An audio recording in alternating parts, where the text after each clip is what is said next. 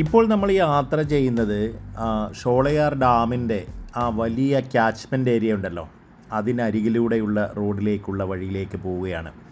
കൂട്ടിന് തണുത്ത കാറ്റും ഈ ബുള്ളറ്റിൻ്റെ താളവും മാത്രമേ ഉള്ളൂ. എന്തായാലും ഈ യാത്രയിൽ ഞാൻ ഒരു കാര്യം ആലോചിക്കുകയായിരുന്നു. എന്തുകൊണ്ടാണ് നമ്മൾ തനിയെ യാത്ര ചെയ്യുന്നത്? പലരും ചോദിക്കാറുണ്ടല്ലോ, എടാ നിനക്ക് വട്ടാണോ, തനിയെ ഇങ്ങനെ കിലോമീറ്ററുകളോളം വണ്ടി ഓടിച്ച് പോകാൻ മടുപ്പില്ലേ?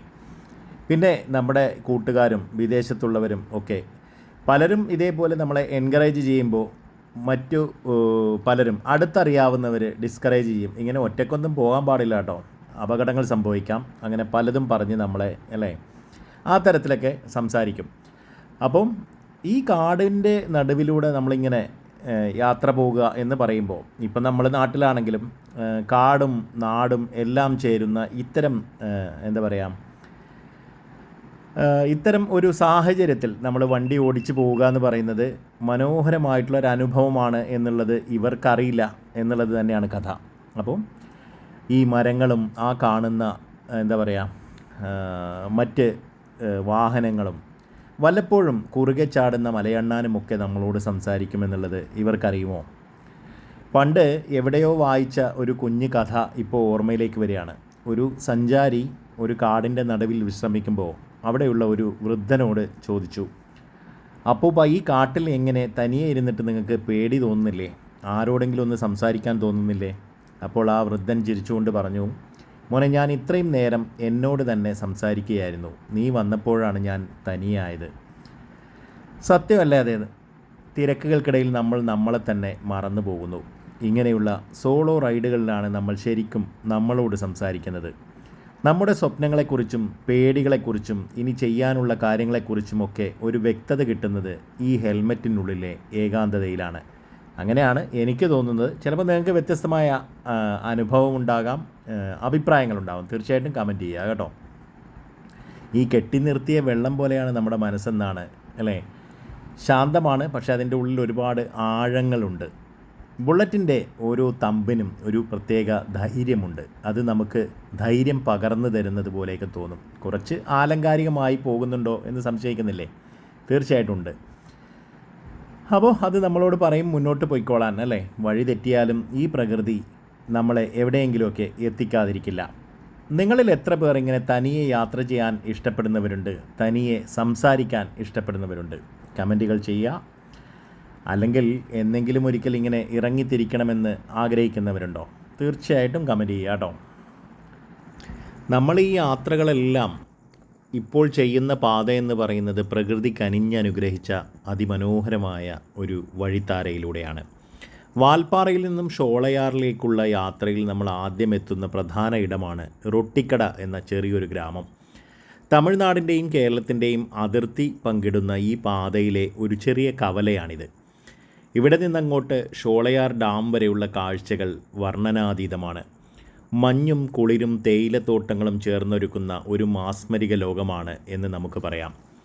തോട്ടങ്ങൾക്കുള്ളിലൂടെയുള്ള ഒരു യാത്രയാണല്ലേ. ഈ റോട്ടിക്കട പിന്നിടുന്നതോടെ റോഡിൻ്റെ ഇരുവശവും പച്ചപ്പട്ട് വിരിച്ചതുപോലെ തേയിലത്തോട്ടങ്ങൾ നമുക്ക് കാണാനാവും.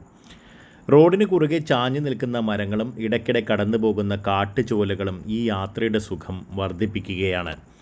വന്യമൃഗങ്ങൾ, പ്രത്യേകിച്ച് ആനകളും വരയാടുകളുമൊക്കെ ഇറങ്ങാൻ സാധ്യതയുള്ള ഒരു വനമേഖല കൂടിയാണിത്. അതുകൊണ്ട് തന്നെ വളരെ ശാന്തമായി പ്രകൃതിയെ ആസ്വദിച്ച് വേണം ഈ വനപാതയിലൂടെ മുന്നോട്ട് നീങ്ങാൻ. ഓരോ വളവിലും കാത്തിരിക്കുന്നത് പുത്തൻ കാഴ്ചകളായിരിക്കാം. നമ്മൾ ഷോളയാറിന് അടുക്കുമ്പോൾ കാണുന്നൊരു സവിശേഷമായ കാഴ്ചയുണ്ട്. ഈ ഷോളയാറിലെ എന്താ പറയുക പ്രത്യേകതകളെല്ലാം ഉൾക്കൊള്ളുന്ന ഡാമിൻ്റെ വൃഷ്ടിപ്രദേശത്തെ പുൽമേടുകളും അതിനിടയിലൂടെ ഒഴുകുന്ന തെളിനീരും എല്ലാം. ഈ പശ്ചാത്തലത്തിലെ മലനിരകളും മറ്റും കണ്ടാൽ നമ്മൾ പെട്ടെന്ന് കശ്മീരിലോ മറ്റോ പഹൽഗാമിലോ ഒക്കെ എത്തിയതുപോലെ തോന്നും. പ്രത്യേകിച്ച് കാലവർഷത്തിന് ശേഷം ഡാം നിറഞ്ഞു നിൽക്കുന്ന സമയത്തോ അല്ലെങ്കിൽ പുലർകാലത്തെ മഞ്ഞിലോ. കാരണം ഇതിന് മുമ്പ് അവിടെ പോയപ്പോൾ അത് തീർച്ചയായിട്ടും ഒരു മഴക്കാലത്തായിരുന്നു. ആ ഒരു സമയത്ത് തോന്നിയതാണ് കേട്ടോ. ഇപ്പോൾ നമ്മൾ യാത്ര ചെയ്യുന്ന സമയം എന്ന് പറയുന്നത് ഇത് സന്ധ്യയോടടുക്കുന്ന സമയമാണ്. എന്തായാലും 5 മണിക്കൊക്കെ 5-5:30 ആയപ്പോഴേക്ക് ഇരുട്ട് പരന്നു തുടങ്ങി. ഇനിയിപ്പോൾ നമുക്ക് മലക്കപ്പാറയിലാണ് എത്താനുള്ളത്. ഷോളയാർ എത്തിക്കഴിഞ്ഞാൽ പിന്നെ അവിടെ നിന്ന് വളരെ കുറഞ്ഞ ദൂരം മാത്രമാണ് നമുക്ക് മലക്കപ്പാറയിലേക്കുള്ളത്. മലക്കപ്പാറയിലാണ് നമ്മൾ സ്റ്റേ ചെയ്യുന്നത്. അപ്പം ആ ഒരു യാത്രയാണ് യഥാർത്ഥത്തിൽ ഇവിടെ നന്നായിട്ട് തണുപ്പ് ഫീൽ ചെയ്യുന്നുണ്ട്. അപ്പം ഞാൻ ഗ്ലൗസും കാര്യങ്ങളൊക്കെ എടുത്തിട്ടു. വലിയ തരത്തിൽ ഒരു എന്താ പറയുക തണുപ്പിന് പ്രതിരോധിക്കാനുള്ള സംവിധാനങ്ങളൊന്നും എൻ്റെ കയ്യിലില്ല. സാധാരണ ഒരു കോട്ടാണ് ഉണ്ടാവുക. ആ കോട്ട് ഇന്ന് എടുത്തിട്ടില്ല. കാരണം നാട്ടിൽ നല്ല ചൂടായതുകൊണ്ട് യഥാർത്ഥത്തിൽ ഞാൻ ഇവിടെ ഇത്ര തണുപ്പ് പ്രതീക്ഷിച്ചില്ല എന്നുള്ളതാണ്. അപ്പം ഞാൻ ഈ കടന്നു വന്ന വഴികളിൽ പലയിടത്തും മഴ പെയ്തിട്ടുണ്ടായിരുന്നു. അതിപ്പോൾ നിങ്ങൾ കാണുന്നുണ്ടല്ലോ, കണ്ടു കഴിഞ്ഞ കാര്യമാണ്. അപ്പം എന്നാൽ ഇങ്ങോട്ട് മുന്നോട്ട് വരുമ്പോൾ മഴ പെയ്ത് കാണുന്നുമില്ല. അപ്പോൾ അവിടെ നിർത്തിയ സമയത്ത് ഈ റൊട്ടിക്കടയിൽ അല്പസമയം ഒന്ന് നിന്നു ഞാൻ. 1-2 പേര് അവിടെ അവർ വളരെ വലിയൊരു ചർച്ച നടക്കുകയാണ് അന്ന്. അപ്പോൾ അവിടെ പുലി ഇറങ്ങിയിരിക്കുകയാണ്. അപ്പോൾ പുലി ഇറങ്ങി ഒരു പുല്ലരിഞ്ഞു കൊണ്ടിരുന്ന ഒരു സ്ത്രീയെ പിടിച്ചുകൊണ്ട് പോയിട്ടുണ്ട്. അത് കുറച്ചപ്പുറത്ത് നിന്ന് ഒരു 1/2 കിലോമീറ്റർ 500 മീറ്ററോളം മാറിയിട്ടാണ് ആ സ്ത്രീയുടെ ശവശരീരം പിന്നീട് കണ്ടെത്തിയത്. ആ ഒരു ബേജാറിലാണ് ജനങ്ങളെല്ലാം കൂടെ അവിടെ ഈ റൊട്ടിക്കടയിൽ ആളുകൾ കൂട്ടം കൂടി നിൽക്കുന്നതൊക്കെ നമുക്ക് കാണുന്നതും ഞാനത് അന്വേഷിക്കുന്നതും അങ്ങനെയാണ് വിവരം കിട്ടുന്നതും കേട്ടോ. പിന്നെ മലക്കപ്പാറ എത്തിയപ്പോഴും അതുതന്നെയായിരുന്നു യഥാർത്ഥത്തിൽ ചർച്ച എന്നുള്ളത്. എന്തായാലും ഈ ഷോളയാർ ഡാമിലേക്ക് എത്തുമ്പോൾ ഏഷ്യയിലെ തന്നെ ഏറ്റവും വലിയ ഡാമുകളിലൊന്നായ ഇത് 2 ഭാഗങ്ങളിലായാണ് സ്ഥിതി ചെയ്യുന്നത്. ഈ അപ്പർ ഷോളയാറും ലോവർ ഷോളയാറും.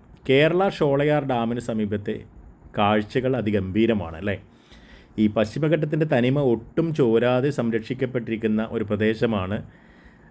എന്താ പറയുക, ശാന്തമായിട്ടുള്ള ഒരു അന്തരീക്ഷമൊക്കെ ആഗ്രഹിക്കുന്നവർക്ക് പറ്റിയ സൂപ്പർ ഇടമാണെന്ന് തന്നെ പറയാം. എന്തായാലും ഡാമിന് മുകളിലൂടെയുള്ള നടത്തവും അവിടുത്തെ തണുത്ത കാറ്റുമൊക്കെ മനസ്സിന് വല്ലാത്തൊരു ഉന്മേഷം നൽകുമെന്ന് നമുക്ക് തീർച്ചയായിട്ടും പറയാം. എന്തായാലും ഈ ഒരു ഡാമിൻ്റെ പരിസരത്തൂടെയുള്ള യാത്രയും ആ ഒരു എന്താ പറയുക നടത്തവും എല്ലാം തന്നെ ഏതൊരു സഞ്ചാരിക്കും മറക്കാനാവാത്ത ഒരു അനുഭവം തന്നെയായിരിക്കും. കാഴ്ചകൾ കണ്ടും പ്രകൃതി അറിഞ്ഞും നടത്തിയ കൊച്ചു യാത്രകൾ അല്ലേ എപ്പോഴും നമ്മുടെ മനസ്സിൽ മായാതെ നിൽക്കുമെന്നുള്ളതാണ്. അപ്പം ഇത് ഈ ഷോളയാർ ഡാം കഴിഞ്ഞ് നമ്മൾ താഴോട്ട് ഇറങ്ങിക്കഴിഞ്ഞാൽ ഇതേപോലെ നീണ്ടു നിവർന്ന് കിടക്കുന്ന ഒരു റോഡാണ് പിന്നെ നമുക്ക് മുന്നിലുള്ളത്. ഇതാ ഈ മലനിരകൾ ഇങ്ങനെ മുന്നിൽ കാണും. സന്ധ്യയുടെ മനോഹരമായിട്ടുള്ള ഒരു ക്യാൻവാസ് നമുക്ക് മുന്നിൽ തെളിയുകയാണ്. അപ്പോൾ കാഴ്ചകൾ അത് വേറൊരു ലെവലിലേക്ക് മാറുന്നു. പിന്നെ ഇരുട്ട് പരന്നു തുടങ്ങുന്ന ഒരു അന്തരീക്ഷം. ഇപ്പോൾ മഴയുടെ ഒരു ഇതായതുകൊണ്ട് തന്നെ മഴമേഘങ്ങൾ ഉള്ളതുകൊണ്ട് നമുക്ക് ആ ഒരു എന്താ പറയുക അസ്തമന സൂര്യൻ്റെയും മറ്റും ഭംഗി കൃത്യമായി ലഭിക്കുന്നില്ല എന്നുള്ളതാണ് പറയാനാവുക. എന്തായാലും ഇവിടെ നിന്ന് കുറഞ്ഞ ദൂരം മാത്രമാണ് നമുക്ക് മലക്കപ്പാറയിലേക്കുള്ളത്. ഈ ഷോളയാർ ഡാം കഴിഞ്ഞു കഴിഞ്ഞാൽ നമുക്ക് തൊട്ട് താഴെ തന്നെ ഇതേപോലെ ഒരു പോലീസ് സ്റ്റേഷൻ വരുന്നുണ്ട്. വാൽപ്പാറ പോലീസ് സ്റ്റേഷൻ വരുന്നു. ഈ പറയുന്ന ഷോളയാർ ഡാമിൻ്റെ താഴോട്ട് വെള്ളം ഒഴുക്കി വിടുന്ന ഷട്ടറുകളും മറ്റുമൊക്കെ നമ്മൾ കാണാൻ പറ്റും. അതിൻ്റെ മുന്നിലൂടെയാണ് നമ്മൾ കടന്നു പോകുന്നത്. അപ്പോൾ ആ ദൃശ്യങ്ങൾ ഇതിലുണ്ടെന്ന് തോന്നുന്നു. എന്തായാലും ആ വഴി നമ്മൾ കടന്നു പോകുമ്പോൾ അവിടെ നിന്നൊരു 4-5 കിലോമീറ്റർ നമുക്ക് മുന്നോട്ട് പോയി കഴിഞ്ഞാൽ നമ്മൾ ഇന്ന് സ്റ്റേ ചെയ്യുന്ന ആ ഒരു ഭാഗത്തേക്ക് എത്താൻ പറ്റും കേട്ടോ. അപ്പം മനോഹരമായിട്ടുള്ള കാഴ്ചകൾക്ക് നമ്മൾ തൽക്കാലം ഇവിടെ എന്താ പറയുക മലക്കപ്പാറയിൽ എത്തുന്നതോടുകൂടി നമ്മൾ ഇന്നത്തെ കാഴ്ചകൾക്ക് തിരശ്ശീല ഇടുകയാണ്. കാരണം വൈകുന്നേരമായി ക്യാമറയിൽ കാര്യമായിട്ടൊന്നും ലഭിക്കാനില്ല. അപ്പോൾ അതുകൊണ്ട് തന്നെ കിട്ടാവുന്ന അല്പ ദൃശ്യങ്ങളൊക്കെ നമ്മൾ പകർത്തി. ഇപ്പോൾ അവിടെ നല്ല അസ്സൽ മഴ പെയ്തിട്ടുണ്ട്, നിങ്ങൾ കാണുന്നുണ്ടല്ലോ. നല്ല അസ്സൽ മഴ പെയ്തിട്ടുണ്ട്. ഒരു 3/4 മണിക്കൂറോളം മഴ പെയ്തു എന്നാണ് പറയുന്നത്. പക്ഷേ ഈ റിസർവോയറിലൊന്നും വെള്ളമില്ല കേട്ടോ. വളരെ കുറഞ്ഞ അളവിലുള്ള വെള്ളം മാത്രമേ ഉള്ളൂ. വളരെ നല്ല രൂപത്തിലുള്ള കൃഷി ആവശ്യങ്ങൾക്കൊക്കെ വേണ്ടി തമിഴ്നാട് വളരെ ഭംഗിയായിട്ട് ഈ വെള്ളത്തൊക്കെ ഉപയോഗിക്കുന്നു എന്നുള്ളതാണ്. അപ്പം മഴക്കാലത്ത് നിങ്ങൾ ഇവിടെ വരികയാണെങ്കിൽ ഇത് മറ്റൊരു ലെവൽ കാഴ്ചയുടെ അനുഭവമായിരിക്കും എന്നുള്ളതാണ് പറയാനാവുക. അപ്പോൾ മഴ പെയ്ത് തോർന്നിട്ടുണ്ട്. എനിക്ക് ഒരു തുള്ളി മഴ പോലും കൊള്ളേണ്ടി വന്നില്ല. പക്ഷേ നല്ല അസൽ തണുപ്പ് ഫീൽ ചെയ്യുന്നുണ്ട് എന്നുള്ളതാണ് കേട്ടോ. അപ്പോൾ കാര്യങ്ങൾ എങ്ങനെയൊക്കെയാണ്. അടിപൊളിയായിട്ടുള്ള ഒരു യാത്ര. ആദ്യ ദിനമാണ് കേട്ടോ ഇത്. ഇപ്പോൾ പലതരത്തിൽ നമ്മൾ വീഡിയോ ചെയ്തതുകൊണ്ട് 2ാം ദിനമൊക്കെ ചിലപ്പോൾ നമുക്ക് 3ാം പാർട്ടായിട്ടൊക്കെ വന്നിട്ടുണ്ട്. അപ്പോൾ ആദ്യ ദിനം തന്നെ നമുക്ക് മുഴുവനായി നമ്മുടെ ആ ഒരു റൈഡിങ്ങിൻ്റെ ഫീല് കാണിക്കുന്നതിന് വേണ്ടിയിട്ടാണ് യഥാർത്ഥത്തിൽ ഞാനിത് ഈ ഒരു വീഡിയോ ഈ തരത്തിൽ ഇട്ടിട്ടുള്ളത്. ഇത്തരത്തിൽ റൈഡിങ് വീഡിയോ കാണാൻ താല്പര്യമുള്ളവർക്ക് മാത്രം കാണാം, മറ്റുള്ളവർക്ക് സ്കിപ്പ് ചെയ്യാവുന്നതാണ്, നോ പ്രോബ്ലം. അപ്പോൾ അസൽ മഴ തന്നെയാണെന്നുള്ളത് റോഡിൽ സാക്ഷിയാണ് കേട്ടോ. റോഡ് ഇതേപോലെ റോഡിലേക്ക് ഒരുപാട് ഭാഗത്ത് ചെളിയും മറ്റും ഇറങ്ങി വന്നിരിക്കുന്നതൊക്കെ നമുക്ക് കാണാനായിട്ട് പറ്റും. റോഡ് അസലായിട്ട് നനഞ്ഞ് കിടക്കുന്നു എന്നുള്ളത് തന്നെയാണ്. അപ്പോൾ അങ്ങനെയൊക്കെയാണ്. അപ്പോൾ അല്പസമയം കൂടി ഈ ഒരു റൈഡിങ്ങിൻ്റെ എന്താ പറയുക ഭംഗി ആസ്വദിച്ചുകൊണ്ട് നിങ്ങൾ ഈ ഒരു യാത്ര മലക്കപ്പാറയിൽ എത്തുന്ന ആ ഒരു നിമിഷങ്ങൾ കൂടി ആസ്വദിക്കുക. മറ്റൊരു വീഡിയോയിൽ ഞാൻ വീണ്ടും വരും.